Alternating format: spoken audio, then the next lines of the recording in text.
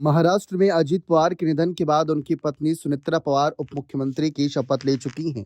उन्हें विभाग भी आवंटित कर दिए गए, लेकिन क्या राष्ट्रवादी कांग्रेस पार्टी एनसीपी को वित्त विभाग मिलेगा? इस सवाल का रविवार को मुख्यमंत्री देवेंद्र फडणवीस ने खुद जवाब दिया।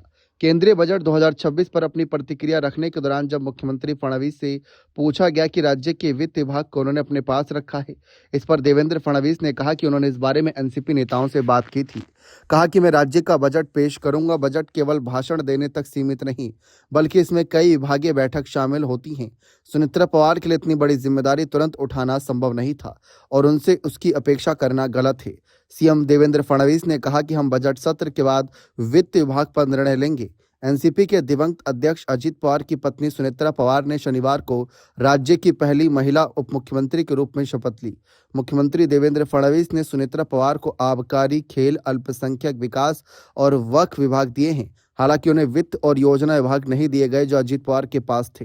अजीत पवार की पत्नी सुनेत्रा पवार राज्य की 11वीं डेप्यूटी सीएम बनी। वह महाराष्ट्र में इस पद पर पहुंचने वाली पहली महिला हैं।